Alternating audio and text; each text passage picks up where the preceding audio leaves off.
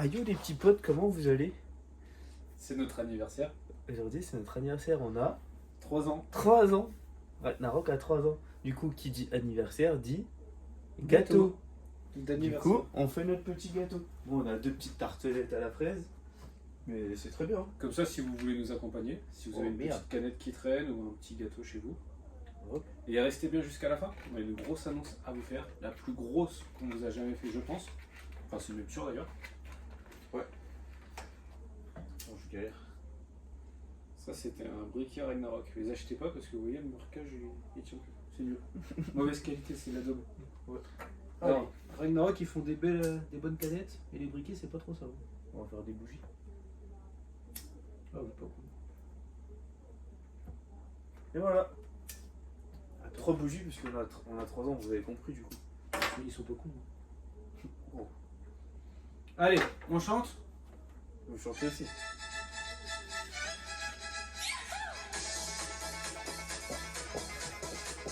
Les voisins ils doivent rigoler.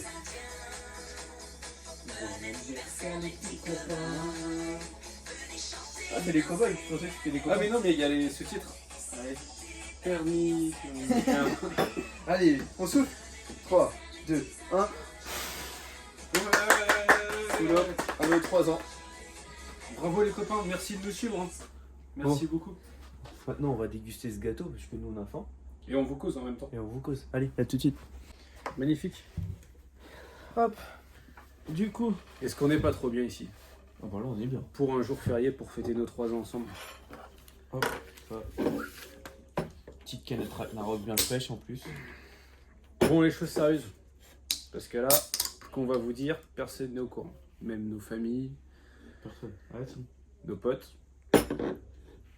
Personne n'est au courant. C'est vraiment une grosse annonce. On prend une petite bouchée, on vous explique tout ça. Allez. D'une certaine façon, les fourmis nous ressemblent. Elles sont sociales et peuplent les moindres recoins de la planète Terre. Mais elles sont bien plus nombreuses. Il y aurait 2,5 millions de fourmis pour chaque être humain. Et elles ont des choses à nous apprendre sur la vie en société.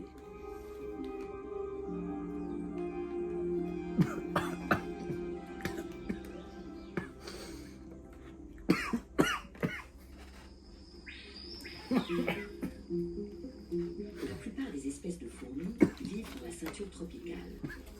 Et c'est ici, dans la forêt amazonienne, que l'on trouve leurs plus petites représentantes, mais aussi leurs plus grandes.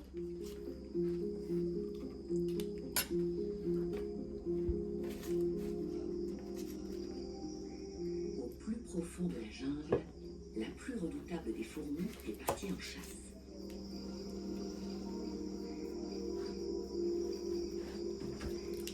Une espèce dont il vaut mieux se méfier, la fourmi balle de fusil. Son nom évoque la violente douleur provoquée par sa piqûre.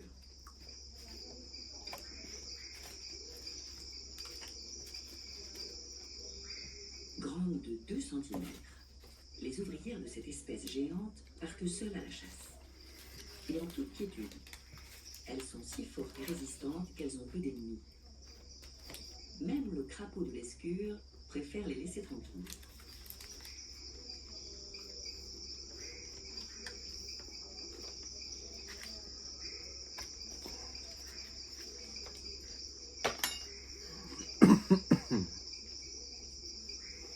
Les fourmis balles de fusil sont d'excellentes grimpeuses, comme d'ailleurs la plupart de leurs congénères. Depuis la cime des arbres, un enchevêtrement de lianes et de branches descend jusqu'au sol, et de là, un petit tronc d'arbre mène directement à la colonie souterraine.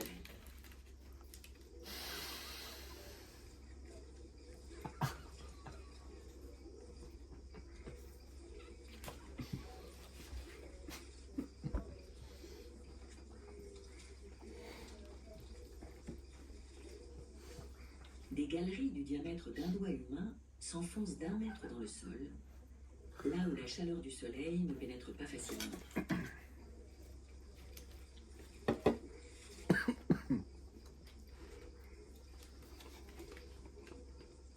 C'est ici, dans une une chambre située au niveau des racines de l'arbre qu'est installée la reine. Eux, larves et pupes, reposent à même le sol. Juste à côté, les proies de la colonie sont dépecées et stockées. Les mâchoires de ces fourmis sont capables de venir à bout de n'importe quel insecte.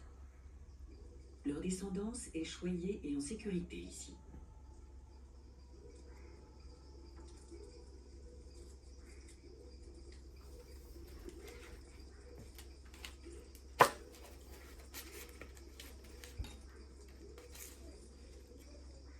La prochaine chasse se prépare.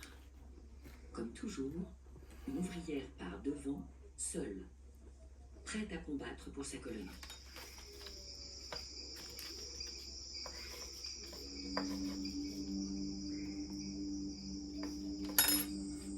Le nid des fourmis est une construction très ingénieuse, à la fois habitacle protecteur et centre de contrôle de leur territoire. Quelques 400 espèces de fourmis vivent dans cette forêt du bassin amazonien. Elles se partagent tout l'espace vital, du ventre de la terre jusqu'à la canopée.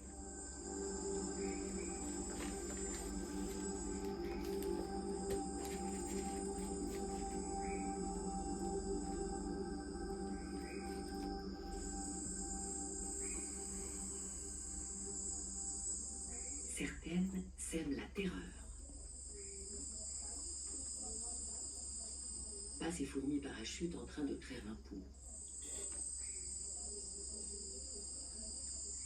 Mais une espèce mythique a la terrible réputation. Quiconque tombe dessus a intérêt à rester très vigilant, à prendre ses jambes à son cou et à se mettre en sécurité.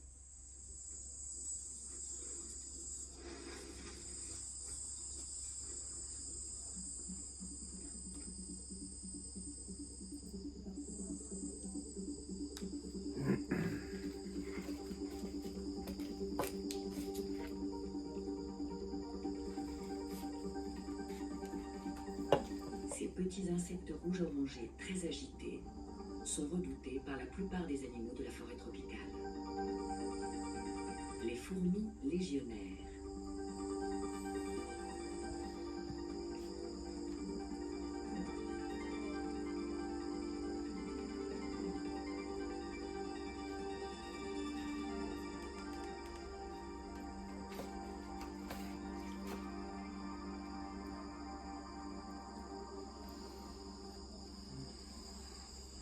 Apparaissent, c'est comme si une nappe grouillante et sans fin se déployait à travers la forêt. Le passage du convoi dure parfois 1 heure entière. Les fourmis légionnaires transportent constamment leur progéniture avec elles. Elles ne vivent pas dans des fourmilières. Elles forment des colonies nomades, toujours en déplacement. Et lourdement gardées par des soldats aux mandibules monstrueuses, prêtes à affronter quiconque croise leur chemin.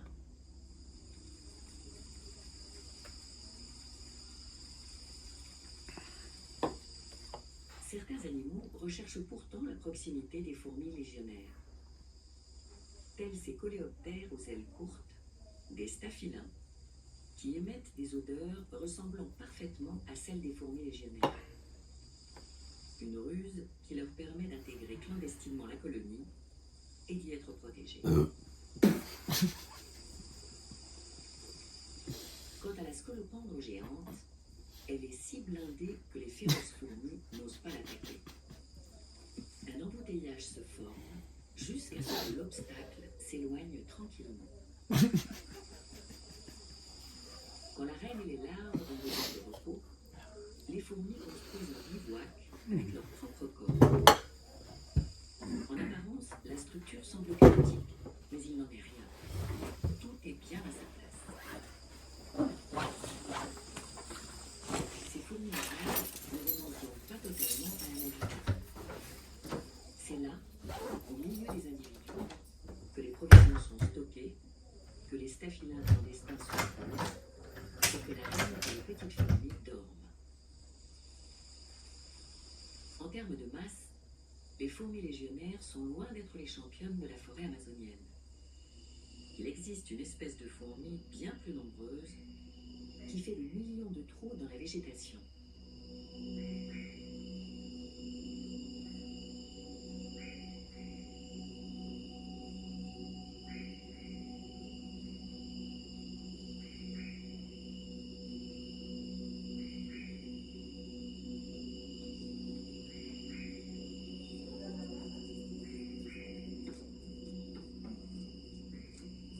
Les arbres de cette forêt ont doté leurs feuilles d'un goût amer, propre à dissuader les prédateurs.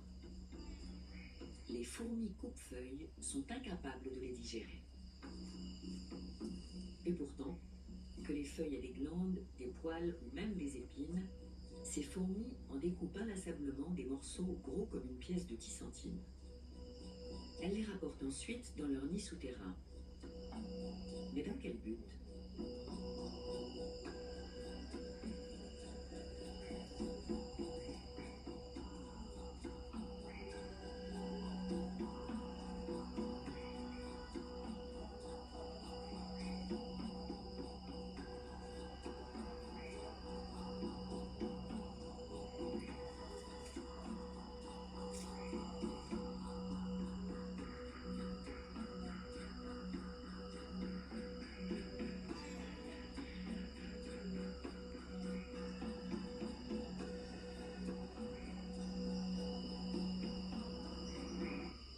Les arbres sur lesquels les feuilles sont récoltées sont souvent éloignés de la fourmilière. On est complètement con. On est au bout de la grosse annonce. Sur lesquels les La grosse annonce, du coup, c'est que feuilles sont convoitées l'année prochaine. on a 4 ans. Allez, ciao.